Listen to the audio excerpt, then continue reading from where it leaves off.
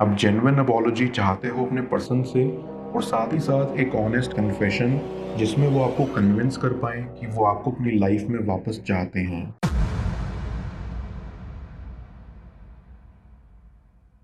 Viewer, आप अपने person को विजुलाइज करिए और मैं आपके और आपके पर्सन के लिए कार्ड स्प्रेड करता हूँ।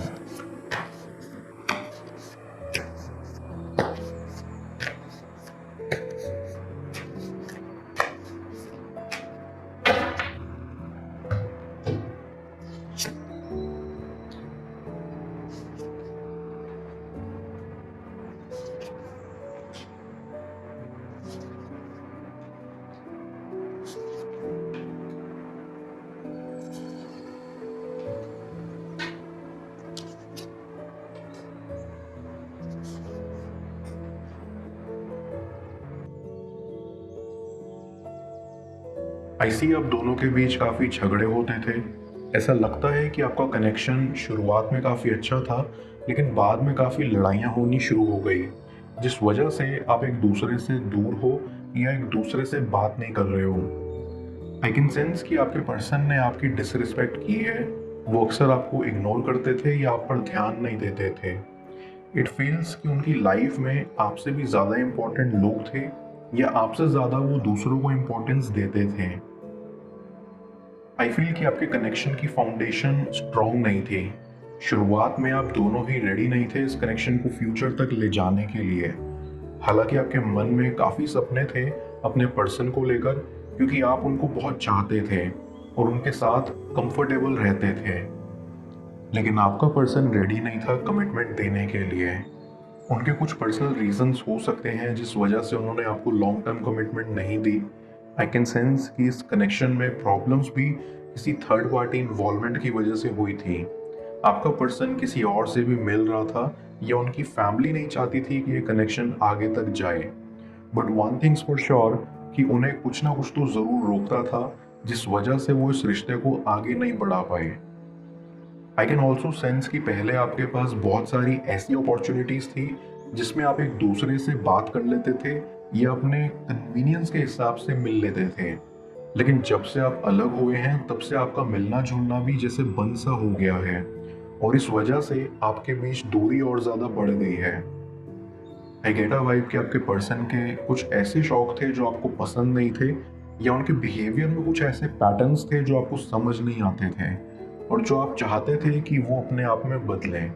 लेकिन उनके अंदर ओवर कॉन्फिडेंस होने की वजह से काफ़ी ईगो था, जिस वजह से वो नहीं चाहते थे कि खुद को बदलें। इवन वो इमेज कॉन्शियस भी हैं। उन्हें खुद से ज़्यादा दूसरों की परवाह है कि दूसरे उनके बारे में क्या सोचते हैं। आई फील कि उन्हें आपकी वैल्यू नहीं पता थी, या वो आपके इमोशंस को समझ नहीं पाए। आपने इस कनेक्शन में अपने एफर्ट्स और टाइम इन्वेस्ट किया, और वो इसको हल्के में लेते रहे, या वो उतने एफर्ट्स नहीं कर पाए क्योंकि वो करना नहीं चाहते थे। वो अपनी इमेज को मेंटेन रखने के चक्कर में इतना खो गए थे कि उन्हें अपने कनेक्शन की परवाह नहीं रही।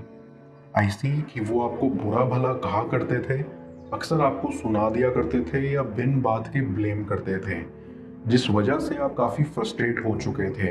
एंड आई कैन सेंस कि आपने डिसीजन लिया इस कनेक्शन से दूर होने का, या सिचुएशन सी कुछ ऐसी हो गई जिस वजह से सब खुद ब खुद बिखर गया। बट आई अप्रिशिएट कि आपने अपने लिए स्टैंड लिया। ये सेपरेशन आपके लिए काफ़ी चैलेंजिंग भी है और बेनिफिशियल भी। चैलेंजिंग इसलिए क्योंकि आपके अंदर आज भी आपके पर्सन के लिए फीलिंग्स हैं और आप स्ट्रगल कर रहे हैं मूव ऑन करने के लिए। बेनिफिशियल इसलिए क्योंकि ये सेपरेशन आपको एक मौका दे रहा है खुद को एक्सप्लोर करने के लिए, खुद को खुद ही में ढूंढने के लिए, ताकि आपको ये रियलाइज हो सके कि आप डिजर्विंग हैं, वर्दी हैं ट्रू एफर्ट्स के। Back of the mind I feel कि आपका पर्सन अंदर ही अंदर काफ़ी पछताता है कि उन्होंने आपके साथ बहुत गलत किया या आपको वक्त नहीं दिया। उस वक्त वो समझ नहीं पाए, लेकिन अब उन्हें ये महसूस हो रहा है कि आप बहुत प्यार करते थे उन्हें और बहुत एफर्ट्स डालते थे इस रिलेशनशिप को बचाने के लिए, जो वो नहीं डाल पाए। इट फील्स कि वो देख पा रहे हैं कि जिन लोगों के लिए उन्होंने इतना किया, या जिनको दिखाने के लिए उन्होंने सबको पीछे छोड़ दिया, आप पर ध्यान नहीं दिया, वो आज किसी काम के नहीं हैं। उनको एहसास हो रहा है कि जो असल मायने में उनकी फिक्र करते थे वो आप थे, और उनको ये सोचकर बहुत बुरा लग रहा है कि उन्होंने आपके साथ बहुत हार्श और रूड बिहेव किया। वो सोचते हैं कि आप उन्हें माफ़ करोगे या नहीं, बट फिर भी वो आगे चल के कोशिश करना चाहेंगे, क्योंकि उन्हें लगता है कि उन्हें अपनी मिस्टेक्स एक्सेप्ट और एडमिट करनी चाहिए और आपको ये यकीन दिलाना चाहिए कि वो अब सच में बदल रहे हैं। डीप डाउन आई फील कि आप ये सोचते हो कि उन्होंने आपको समझा नहीं और इस वजह से आपके बीच कई बार मिसअंडरस्टैंडिंग्स और मिसकम्युनिकेशन हुई है जो कभी सॉर्ट आउट नहीं हो पाई। इस वजह से भी आप स्ट्रेस्ड रहे हो क्योंकि आपकी कई बातें या कई दर्द बयां नहीं हो पाए जिनका आपको बहुत दुख है। इट फील्स कि आपके पर्सन ने आपको इमोशनली ड्रेन किया है और आप डिप्रेशन फेज में भी रहे हैं या बेहद परेशान रहे हैं।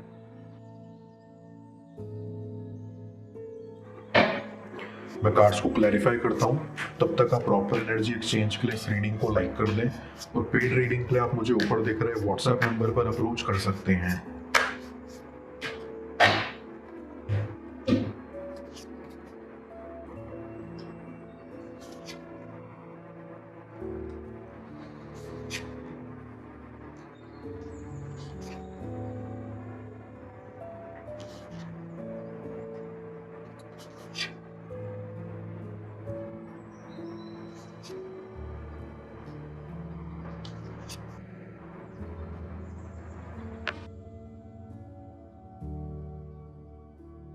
आई कैन सेंस कि आप आज भी अपने पर्सन का अच्छा सोचते हो और आपको लगता है कि उनका और आपका कैरेक्टर एक दूसरे से मेल नहीं खाता।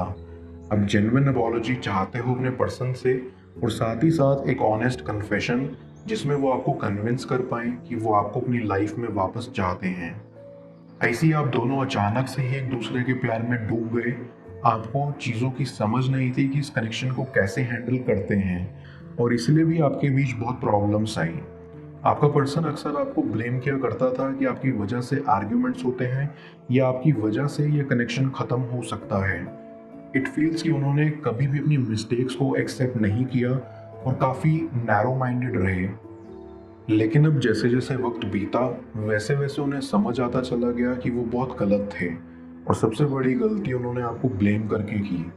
उन्हें ये आज एहसास होता है कि सारी गलती उनकी थी और आप बेकसूर थे। उन्हें लगता है कि आप काफ़ी इनोसेंट हैं, जो आपने इतना सफ़र किया और इतना मिसबिहेव झेलने के बावजूद भी उनके साथ खड़े रहे।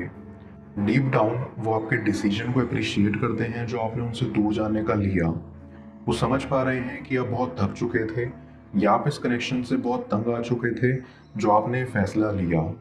वो ये भी सोचते हैं कि अगर वो आपकी जगह पर होते तो सिचुएशन को अच्छे से हैंडल नहीं कर पाते जिस तरीके से आपने हैंडल किया। आई गेट अ वाइब कि वो आपको मनाने आ सकते हैं क्योंकि वो आपको बहुत याद करते हैं और अब उनसे आपके बिना रहा नहीं जा रहा।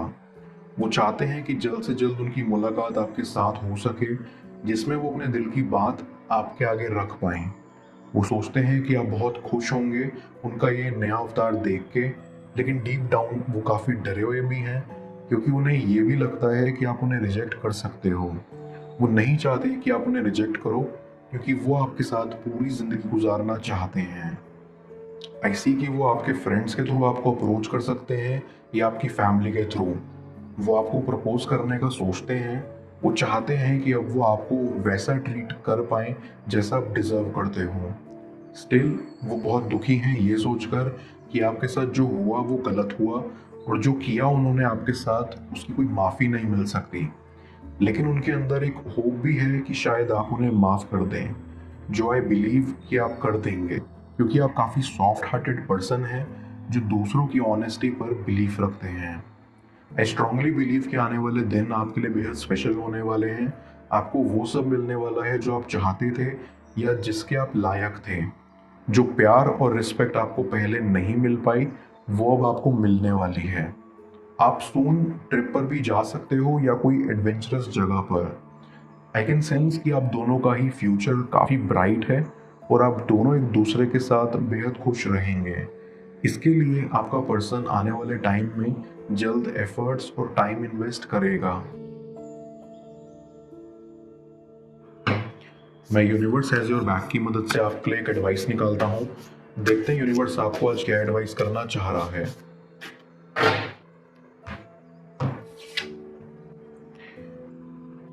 की to prayer is to forget what I think I need.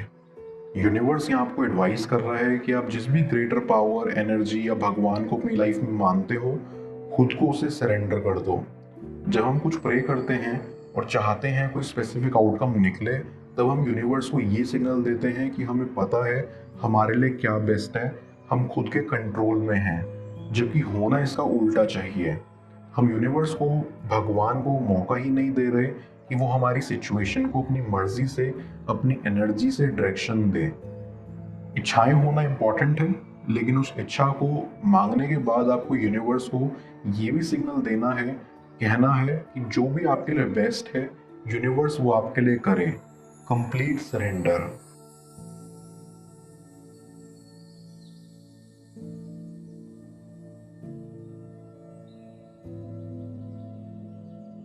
क्या किस्मत आप दोनों को फिर से आमने सामने खड़ा कर देगी?